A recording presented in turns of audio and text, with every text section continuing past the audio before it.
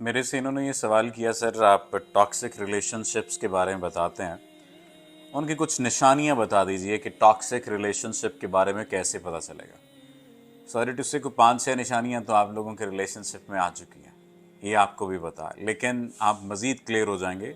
मैं आपको 12 निशानियां बताने जा रहा हूँ। ये 12 निशानियां हैं टॉक्सिक रिलेशनशिप की। आपको अंदाज़ा हो जाएगा कि आप किसी टॉक्सिक रिलेशनशिप में तो नहीं रह रहे। सबसे पहली बात यह है, आपका पार्टनर कांस्टेंट क्रिटिसिज्म करना शुरू कर देगा, हर वक्त आप पर तनकीद करना शुरू कर देगा। तुम ये नहीं करती, तुम ये नहीं करते, तुमसे ये नहीं हो सकता, फलां ने ये किया था, फलां ने ये किया था, लेकिन तुम ये करते हो। मुख्तलिफ किस्म की तनकीद हो सकती है। यानी ऐसा नहीं है हम ये बात कहें कि एक ही किस्म की तनकीद होगी, एक ही हवाले से तनकीद होगी। वो हमेशा आपको दबाने की बात करेगा, हमेशा नीचा दिखाने की बात करेगा, किसी न किसी हवाले से कोई मौका नहीं जाने देगा। वो क्रिटिसिज्म करता रहेगा, तनकीद करता रहेगा। दूसरा, इमोशनली मैनिपुलेट करेगा। टॉक्सिक जो पार्टनर है या टॉक्सिक रिलेशनशिप की यूं कह लीजिए दूसरी बड़ी निशानी है कि उसमें इमोशनल मैनिपुलेशन शामिल हो जाएगी। अब ये होता कैसे है? इमोशनल मैनिपुलेशन का मतलब ये है कि वो आपके जज्बात पर काबू पाएगा। गुस्सा किसी और वजह से होगा, निकालेगा आप पर। आप अगर सिंपैथी उससे हासिल करना चाहते हैं, आप अगर उससे मोहब्बत हासिल करना चाहते हैं, तो उस पर भी वो आपको एहसास जुर्म में मुब्तला कर देगा, खुद तरसी में आपको मुब्तला कर देगा।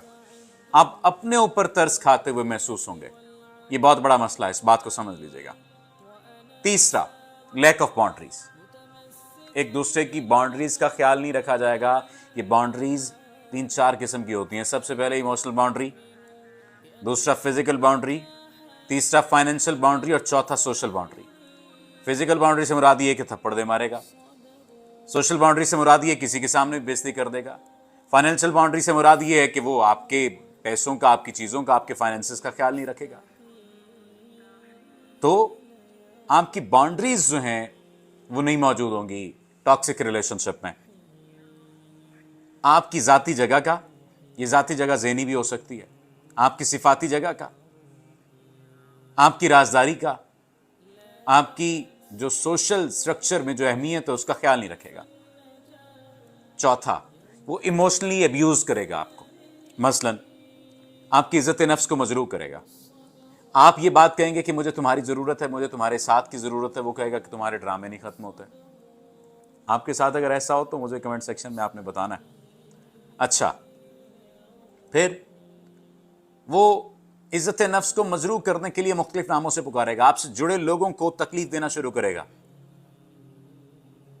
इमोशनली अब्यूज़ करेगा, इस अंदाज से तौहीन करेगा, मुसलसल मजाक उड़ाएगा आपका। ये इमोशनल अब्यूज़ की किस्म होगी। पांचवी चीज़, वो जेलसी या पोजेशन को एक ऐसी हद तक ले जाएगा जहां पर आपको जाकर ये बात महसूस होगी कि शायद मेरा इसके साथ शादी करने का या इसके साथ रिलेशनशिप में आने का फैसला गलत था। ज़्यादा हसद करेगा आपके साथ। आप अगर अपनी ज़िंदगी में बढ़ने लगेंगे तो हसद में मुब्तला हो जाएगा। पोजेशन इस अंदाज से होगी कि ज़ाती मिल्कियत समझेगा, और ज़ाती मिल्कियत के साथ क्या किया जाता है, अखाड़ पछाड़ है। यानी मैं ये ज़ाती पोजेशन किस किस्म की होगी, ये मेरी चीज़ है, मिसाल दे रहा हूँ आपको भी, आप दोनों समझ लें इस बात को। ये मेरी चीज़ है, मैं इसके साथ जो कुछ मर्जी करूँ, जैसे मर्जी फेंकूं, मैं इसे जहां पर मर्जी फेंकूं, और किसी को इस बात की इजाजत नहीं है कोई हमारे मामले में टांग अटकाए। हो सकता है मैं गलत एग्जाम्पल दे रहा हूं, आप लोगों को गलत लगे, लेकिन इसी किस्म की पोजीशन उसकी जात के अंदर आ जाएगी। ये बात समझना बहुत ज्यादा जरूरी है। फिर गैस लाइटिंग करेगा।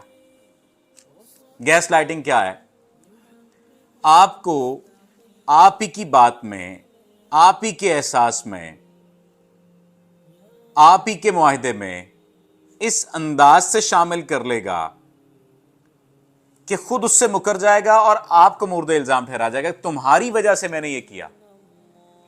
यानी आप दोनों के दरमियान को मुआहदा हुआ और ये आपसे कह दें कि तुम्हारी वजह से मैं मुआहदा तोड़ रहा हूं।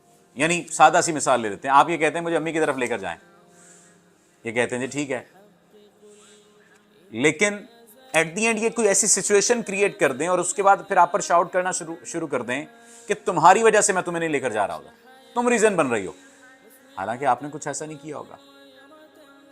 मुस्कुराना बनता है आपका। तो ये गैस लाइटिंग की एक किस्म है, यानी आपकी फिर कोई ऐसी बात कर दी, कोई ऐसा मामला हो गया कि आपकी अकल पर सवाल उठाना शुरू कर देगा, पार्टनर आपकी अकल पर सवाल उठाना शुरू कर देगा, आप भी उस वजह से अपनी अकल पर सवाल उठाना शुरू कर देंगे कि हाँ वाकई ये तो मैं गलत कर रहा हूं। ये गैस लाइटिंग इसे कहते हैं, और भी मुख्तलिफ अंदाज से समझाया जा सकता है, सादा अल्फाज में समझा रहा हूं मैं। सातवीं चीज, डिसरिस्पेक्ट करेगा, ये बात जान लीजिए। आपकी इज्जत नहीं करेगा, किसी भी मौके पर आपकी इज्जत नहीं करेगा।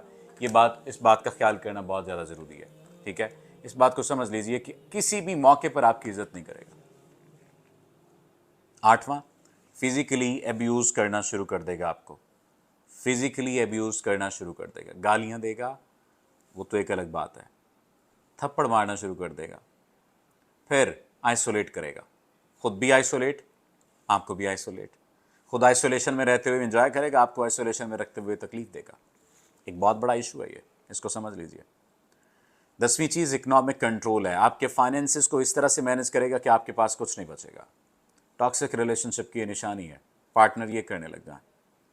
11वीं चीज़, सिर्फ अपनी ज़रूरतों का ख्याल होगा और कुछ नहीं, सिर्फ अपनी ज़रूरतों का ख्याल होगा, सिर्फ अपने फ़ायदे का ख्याल होगा, सिर्फ अपना फ़ायदा नज़र आएगा, अपनी चीज़ नज़र आएगी, अपनी राय मुकद्दम रखनी है, आपका कुछ भी नहीं किया जा सकता। और फिर एम्पैथेटिक नहीं होगा, लैक ऑफ एम्पैथी। वजह क्या है? वो चाहता नहीं आपके साथ रहना रिलेशनशिप में, और अगर चाहता भी है तो तकलीफ देना चाहता है, टॉक्सिक है। बाज़ लोग रहना चाह रहे होते हैं लेकिन टॉक्सिक होते हैं, वो अपनी आदत के हाथों मजबूर होते हैं। ये बात समझ लीजिए, कोई भी शख्स जहरीले शख्स का जहरीले रिश्ते में रहने का मुस्तहिक नहीं है। अगर कोई शख्स जहरीले रिश्ते में रहने का अपने आप को मुस्तहिक समझता तो फिर तो उसकी अपनी ज़िंदगी है, लेकिन जहरीले रिश्ते में नहीं रहना चाहिए। अगर जहरीले रिश्ते में रहेंगे तो ये जहर आपकी रगों में फैल जाएगा और आप ख़ुद को मुर्दे इल्ज़ाम ठहराते हुए ख़ुद को तकलीफ़ देंगे और ख़ुद को इस नहज पर पहुंचा लेंगे कि सुसाइडल थाट्स आपको आएंगे। उम्मीद है आप इस बात को समझेंगे। ये निशानी अगर आप देखें तो आप इन निशानियों को ठीक करने की कोशिश करें। अब इसका हल, सादा सा हल बता देता हूँ जल्दी से। सबसे पहली बात, आप अपने पार्टनर से बातचीत करें, गुफ्तगू करें कि ये गलत कर रहे हो, तुम्हें नहीं करना चाहिए। किसी तीसरे को शामिल करें जिसकी आपका पार्टनर मानता हो। चौथी चीज़ ये कि आप मुझसे डिस्कस कर सकते हैं, मैं आपको उसका साइकोलॉजिकल या स्पिरिचुअल जो भी सॉल्यूशन होगा वो मैं आपको बता सकूँगा अपनी समझ बूझ के मुताबिक।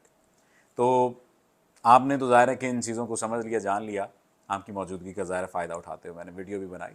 बट आप ये देखिए कि ये चीज़ें आपकी ज़ात के अंदर या आपके रिलेशनशिप में अगर हैं तो इन्हें कंट्रोल करने की कोशिश करें। आपका बहुत शुक्रिया, आपका शुक्रिया सुनने का, साथ रहने का, और आपका शुक्रिया इस वीडियो को अब तक सुनने का। Thank you.